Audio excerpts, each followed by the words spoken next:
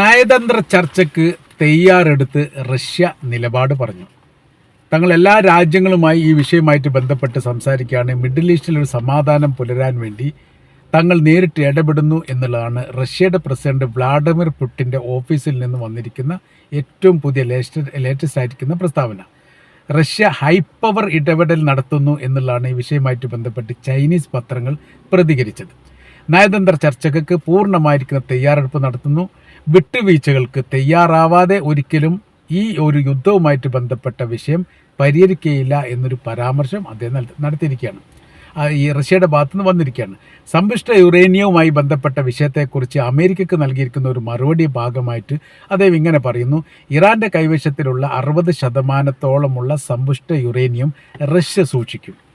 അപ്പോൾ അതിൽ ഇടപെടൽ കാര്യങ്ങൾ നടത്തേണ്ട വിഷയം ഇല്ല എന്നുള്ളതാണ്. എത്രത്തോളം അത് അമേരിക്ക അംഗീകരിക്കും എന്നുള്ളതിനെക്കുറിച്ചുള്ള വിവരങ്ങളും പുറത്തു വന്നിട്ടില്ല. ഇതിൽ ഒമാൻ പറഞ്ഞിരിക്കുന്ന കാര്യം ഇങ്ങനെയാണ്: വേദനാജനകമായ വിട്ടുവീഴ്ചയ്ക്ക് രണ്ട് പക്ഷവും തയ്യാറല്ലെങ്കിൽ ഒരിക്കലും സമാധാനം പുലരില്ല. കാര്യം യുദ്ധം അങ്ങെത്തിയിരിക്കുന്നു, അതിർത്തി കടന്നിരിക്കുന്നു, വലിയ രീതിയിലുള്ള മുറിപ്പാടുണ്ടായിരിക്കുന്നു. അതുകൊണ്ട് തന്നെ വിട്ടുവീഴ്ചയ്ക്കും അത്ര തന്നെ ഗൗരവമുണ്ടാവും എന്നാണ് അദ്ദേഹം പറഞ്ഞു വെക്കുന്നത്. പാകിസ്ഥാൻ വിദേശകാര്യമന്ത്രിയും ചർച്ചയിൽ പങ്കെടുക്കാൻ സാധ്യതയുണ്ട് എന്നുള്ള റിപ്പോർട്ടുകളും പുറത്തു വരുന്നുണ്ട്. ഈ അമേരിക്കയുടെ യുദ്ധക്കപ്പൽ തിരിച്ചുവിടുന്ന ചിത്രം IRGC പുറത്തുവിട്ടതിനോടനുബന്ധിച്ച് പ്രതികരിക്കുക. അതായത് ഹോർമുസ് കടലുമായിട്ട് ബന്ധപ്പെട്ട് അമേരിക്കയുടെ പടക്കപ്പലിയും യുദ്ധക്കപ്പലും വന്നതിനെ തിരിച്ച് പറഞ്ഞേക്കുന്നതിൻ്റെ വീഡിയോ സഹിതം IRGC പുറത്ത് വിട്ടതോടെ ഈ യുദ്ധം മറ്റൊരു തലത്തിലേക്ക് നീങ്ങുന്നുണ്ട്. കാര്യം എന്ന് പറഞ്ഞാൽ വീണ്ടും അമേരിക്കയുടെ കപ്പൽ വരാൻ സാധ്യതയുണ്ട്. അങ്ങനെയാണെങ്കിൽ ആ കപ്പലിനെ കടലിൽ മുക്കുമെന്നാണ് IRGC പറഞ്ഞത്. യുദ്ധത്തിൻ്റെ തീവ്രമായിരിക്കുന്ന മേഖലയിലേക്ക് രണ്ടാം ഘട്ടത്തിൽ, ഒന്നാം ഘട്ടം ഏറെക്കുറെ ശാന്തമായ ശേഷം രണ്ടാം ഘട്ടം പ്രവേശിച്ചിരിക്കുന്നു. ഇറാനെ സംബന്ധിച്ചിടത്തോളം ഈ കിട്ടിയിരിക്കുന്ന ഇടവേള, 14 ദിവസത്തെ ഇടവേള എന്ന് പറയുന്നത് അവരുടെ ആയുധം ശേഖരിക്കപ്പെട്ട മേഖല തുറക്കാനും പരിശോധിക്കാനും പരീക്ഷിക്കാനും അവസരങ്ങൾ കിട്ടി. സർവ്വ മേഖലയ്ക്കും 31 പ്രവിശ്യകൾക്കും ഈ വിഷയമായിട്ട് ബന്ധപ്പെട്ട വിവരം നൽകിയിട്ടുണ്ട്. എല്ലാ സംസ്ഥാനങ്ങളിലും അല്ലെങ്കിൽ എല്ലാ പ്രവിശ്യകളിലും അവർക്ക് ആയുധങ്ങളുണ്ട്, സംവിധാനങ്ങളുണ്ട്. അവരൊരുക്കൂട്ടുന്ന രീതി കാര്യങ്ങളൊക്കെ എത്രത്തോളം ഉണ്ട് എന്നുള്ളത് കൃത്യമായ രീതിയിൽ നിരീക്ഷിക്കാൻ ഈ സർക്കാരിന് സാധിക്കുന്ന സംവിധാനങ്ങൾ ഉണ്ട് എന്നുള്ളതാണ്. അതായത് ദേശീയ മേഖല തകർന്നാൽ, അതായത് ഈ ഇറാൻ്റെ തലസ്ഥാനമായിരിക്കും തെഹ്റാനെ കേന്ദ്രീകരിച്ചു കൊണ്ടുള്ള ഗവൺമെൻറ് സംവിധാനത്തിന് യുദ്ധവുമായിട്ട് ബന്ധപ്പെട്ട് ഏതെങ്കിലും തരത്തിൽ തകർച്ച ഉണ്ടായാൽ പിന്നീട് ഇറാൻ എന്ന് പറയുന്ന രാജ്യം 31 രാജ്യമായിട്ട് ഓട്ടോമാറ്റിക്കായിട്ട് മാറും.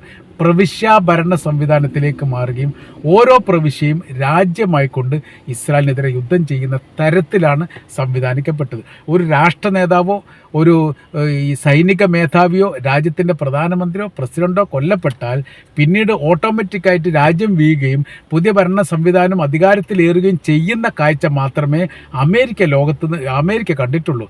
ഇറാനിൽ മാത്രമാണ് വിഭിന്നം. ഇപ്പം നോക്കൂ, ഈ ഇറാഖുമായിട്ട് ബന്ധപ്പെട്ട വിഷയത്തിൽ ഇറാഖിൻ്റെ പ്രസിഡന്റ് സദാം ഹുസൈനെ പിടിക്കപ്പെട്ടതോടുകൂടി അല്ലെങ്കിൽ അറസ്റ്റ് ചെയ്തതോടുകൂടി എന്തുണ്ടായി? ആ രാജ്യത്തിലെ ഭരണ സംവിധാനം മാറി. ലിബിയയിലേക്ക് നോക്കുന്ന സമയത്ത് കേണൽ ഗദ്ദാഫിയെ പിടിക്കപ്പെട്ടതോടുകൂടി ഭരണ സംവിധാനം മാറി. ഈ സുഡാനിലേക്ക് നോക്കുന്ന സമയത്ത് മുഹമ്മദ് ബഷീർ സ്ഥാനഭ്രഷ്ടനായി പുറത്തു പോകേണ്ടി വന്നതോടുകൂടി ഭരണ സംവിധാനം മാറി. ഈജിപ്തിലേക്ക് നോക്കുന്ന സമയത്ത് ഹുസ്നി മുബാറക്കിന് പുറത്തു പോയതോട് കൂടിയിട്ട് ഭരണ സംവിധാനം മാറി. അങ്ങനെ ഓരോരോ രാജ്യമെടുത്ത്, സിറിയയും അങ്ങനെ തന്നെയാണ്. അപ്പോൾ ഓരോ രാജ്യമെടുത്ത് പരിശോധിച്ചാൽ ഭരണതലത്തിലുള്ള സംവിധാന കാര്യങ്ങൾ നീങ്ങുന്നതോടെ ആ ഭരണം അട്ടിമറിയുകയും അല്ലെങ്കിൽ ഭരണത്തിന് പകരം അമേരിക്കക്ക് താല്പര്യമുള്ള ഒരു ഭരണ സംവിധാനം അധികാരത്തിൽ വരുന്നത് സ്വാഭാവികപരമായിട്ടാണ് എന്ന് നമുക്ക് വിലയിരുത്താൻ വേണ്ടി പറ്റും. ഇറാനിൽ അവിടുത്തെ ഏറ്റവും വലിയ ആത്മീയ നേതാവാണ് ആയത്തുള്ള അലി ഖംനായി എന്ന് പറയുന്നത്. അത് ഇറാൻ്റെ മാത്രമല്ല, ലോകത്താകമാനമുള്ള ഷിയ വിഭാഗത്തിൻ്റെ നേതാവ് കൂടിയാണ്. അദ്ദേഹത്തെ കൊലപ്പെടുത്തിയോട് ഓട്ടോമാറ്റിക്കായിട്ട് ഇസ്രായേലിൻ്റെയും അമേരിക്കയുടെയും കണക്ക് കൂട്ടലുകൾ, അവരുടെ രഹസ്യാന്വേഷണ ഏജൻസികൾ, മൊസാദ് അടക്കമുള്ള വിഭാഗങ്ങൾ കണക്കുകൂട്ടി പ്രകാരം പറയുകയാണെങ്കിൽ അവിടെ പിന്നീട് വലിയ രീതിയിലുള്ള പ്രക്ഷോഭങ്ങൾ, ജനകീയ പ്രക്ഷോഭങ്ങൾ വരും. അവർ സർക്കാർ മന്ത്രികൾ പിടിച്ചെടുക്കപ്പെടും. പിന്നീട് അവിടെ ഭരണ സംവിധാനത്തിൽ ഇടപെടാൻ സാധിക്കും. അങ്ങനെ വെനിസുല പോലെയുള്ള ഇഷ്ടപ്പെട്ട ഒരാൾക്ക് ഭരണം നൽകുന്ന രീതിയിലുള്ള പ്രവൃത്തിയിലേക്ക് കാര്യങ്ങൾ പോകും എന്ന് അമേരിക്കയും ഇസ്രായേലും കണക്ക് കൂട്ടി. പക്ഷേ അതെല്ലാം തെറ്റിപ്പോയി. അങ്ങനെയൊന്നും അല്ല വന്നത്, നേരെ ഉൾട്ടയാണ്. ആത്മീയ നേതാവിന് പകരം പുതിയ ആത്മീയ നേതാവുണ്ടായി. അതോടൊപ്പം തന്നെ ശരിയ നേതാവിനെ കൊലപ്പെടുത്തിയതിന് പകരം വേറൊരാൾ വന്നു. അങ്ങനെ 4 തലമുറയിൽപ്പെട്ട വിഭാഗത്തെ സംവിധാനിച്ചു കൊണ്ടാണ് ഇസ്രായേലിനും അമേരിക്കയ്ക്കുമെതിരെ നിലവിലെ സാഹചര്യത്തിൽ ഇറാൻ യുദ്ധം ചെയ്തത്. അതുകൊണ്ട് ഇത് പരാജയപ്പെടുത്താൻ സാധിക്കുകയില്ല എന്നുള്ള കാര്യം അവർ കൃത്യമായ രീതിയിൽ പറയുകയും ചെയ്തിട്ടുണ്ട്. അപ്പോൾ ഇപ്പോഴത്തെ നിലവിലെ സ്ഥിതി കാര്യങ്ങൾ വിലയിരുത്തുന്ന സമയത്ത് പറയുന്ന കാര്യം ഇങ്ങനെയാണ്: റഷ്യ ഈ വിഷയത്തിൽ ഇടപെടാൻ പോവുകയാണ്. റഷ്യ ഈ വിഷയത്തിൽ ഇടപെടുന്നതുമായി ബന്ധപ്പെട്ട് എത്രത്തോളം ഇതിന് അമേരിക്ക അനുവാദം നൽകും എന്നുള്ളത് നോക്കണം. അപ്പോൾ റഷ്യയുടെ നിലപാടിനെ അമേരിക്ക പിന്തുണക്കാനും അംഗീകരിക്കാനും സാധ്യത വളരെ കൂടുതലാണ്. അമേരിക്കൻ പ്രസിഡന്റ് ഡൊണാൾഡ് ട്രംപും റഷ്യയുടെ പ്രസിഡന്റ് വ്ളാഡിമിർ പുടിനൊക്കെ വലിയ ബന്ധങ്ങളാണ്. അത് പല തരത്തിലും അവർ ഉപയോഗിക്കാറുണ്ട്. എന്നാൽ അത് ഇസ്രായേലിലേക്ക് എത്തുന്ന സമയത്ത് ഇസ്രായേലും റഷ്യയും തമ്മിൽ നല്ല ബന്ധമല്ല. പല തരത്തിലും ഇറാനെ സഹായിക്കുന്നുണ്ട് എന്നുള്ളത് ഇസ്രായേലിനറിയാം. ഇസ്രായേൽ അത് വിമർശിക്കാറുണ്ട്. മാത്രവുമല്ല, പല ഘട്ടങ്ങളിലും പരസ്യമായ രീതിയിലുള്ള വിമർശനം ഇസ്രായേൽ പ്രധാനമന്ത്രിക്കെതിരെ റഷ്യയുടെ പ്രസിഡന്റ് വ്ളാഡിമിർ പുടിൻ നടത്തുകയും ചെയ്തിട്ടുണ്ട്. അപ്പോൾ അവരുടെ ഭാഗത്തു നിന്ന് എങ്ങനെയാണ് ഈ വിഷയമായിട്ട് ബന്ധപ്പെട്ട് ഇടപെടൽ ഉണ്ടാവുക എന്ന് പറയാൻ പറ്റില്ല. കാര്യം ഇസ്രായേലിൻ്റെ പ്രധാനമന്ത്രി പറയുന്നതിന് വ്യത്യസ്തമായ രീതിയിലുള്ള നിലപാടൊന്നും സ്വീകരിക്കാനുള്ള നട്ടിലൊന്നും അമേരിക്കയുടെ പ്രസിഡന്റ് നിലവിലില്ല എന്നാണ് നമ്മൾ മനസ്സിലാക്കാൻ വേണ്ടി പറ്റുന്നത്. ചർച്ച അലസാൻ പോലും ഇസ്രായേലാണ് പങ്കുവഹിച്ചത് എന്നുള്ള റിപ്പോർട്ട് പുറത്തു വന്നതോടുകൂടി വലിയ രീതിയിലുള്ള എതിർപ്പ് അന്താരാഷ്ട്ര തലത്തിൽ വീണ്ടും ഇസ്രായേലിനെതിരെ ഉണ്ടായിരിക്കുകയാണ്. ഹോർമുസ് കടലുമായിട്ട് ബന്ധപ്പെട്ട വിഷയത്തിൽ അമേരിക്കയുടെ നയനിലപാടുകൾ തങ്ങൾ പരിശോധിച്ച് വരികയാണ്. അവർക്ക് ആ ഭൂമിയിൽ യാതൊരു അധികാരവുമില്ല എന്നുള്ളത് ഇതിന് മുമ്പ് തന്നെ ഇപ്പോൾ ഈ റഷ്യയുടെ പ്രസിഡന്റ് പറഞ്ഞിട്ടുണ്ട്. സമാധാനമാകുന്ന സമയത്ത് വിട്ടുവീഴ്ച ചെയ്യണം. അതായത് ഹോർമുസ് കടൽ പൂർണ്ണമായ രീതിയിൽ ഇറാന് നൽകേണ്ടി വരും. അവർ ചുങ്കം പിരിക്കുക എന്ന് പറയുന്നത് സ്വാഭാവികമാണ്. ചുങ്കം പിരിച്ചിട്ടില്ലെങ്കിൽ രാഷ്ട്രത്തിൻ്റെ പുനർനിർമ്മാണവുമായിട്ട് ബന്ധപ്പെട്ട് വലിയ സാരമായിരിക്കുന്ന ബാധ്യതകൾ വരും. മാത്രവുമല്ല, അത് അമേരിക്കയും ഇസ്രായേലും വകവെച്ച് കൊടുക്കേണ്ട ഒരു സാമ്പത്തിക നഷ്ടം ഈ തരത്തിൽ ഈ കാര്യങ്ങൾ പോയിക്കൊണ്ടിരിക്കുകയാണ്. രണ്ടാമത്തെ ഒരു വിഷയമാണ് ലെബനാനുമായിട്ട് ബന്ധപ്പെട്ടാണ്. കരാർ വ്യവസ്ഥയിൽ ലെബനാൻ ആക്രമിക്കാനുള്ള അധികാരം ഇസ്രായേലിനില്ല. അതുകൊണ്ട് ആ പ്രവർത്തനങ്ങൾ അവസാനിപ്പിക്കണം എന്നുള്ളിടത്തേക്ക് കാര്യങ്ങൾ പോകും. അതായത് ഇറാൻ പറഞ്ഞിരിക്കുന്ന കാര്യങ്ങൾ പാലിക്കാതെ ഒരിക്കലും ഈ യുദ്ധത്തിന് വിരാമം ഉണ്ടായില്ല എന്നുള്ളത് കൃത്യമാണ്. ഈ വെടിനിർത്തലുമായിട്ട് ബന്ധപ്പെട്ട വിഷയങ്ങളുടെ കാലാവധി കഴിഞ്ഞു കഴിഞ്ഞാൽ അതിശക്തമായിരിക്കുന്ന മാരക ആയുധ പ്രയോഗം ഇറാൻ നടത്തുമെന്ന് അവർ ആവർത്തിച്ചിട്ടുണ്ട്. അതിൻ്റെ പ്രത്യാഘാതം താങ്ങാൻ മാത്രം കരുത്തൊന്നും നിലവിലെ സാഹചര്യത്തിൽ ഈ ഇസ്രായേലിന് ഇല്ല എന്നുള്ള യാഥാർത്ഥ്യമാണ്. കാര്യം അവിടുത്തെ ഏറ്റവും ശ്രദ്ധേയമായിരിക്കുന്ന വിലപിടിപ്പുള്ള 10ഓളം നഗരങ്ങൾ അപ്പാടെ തകർച്ചയിലാണ്.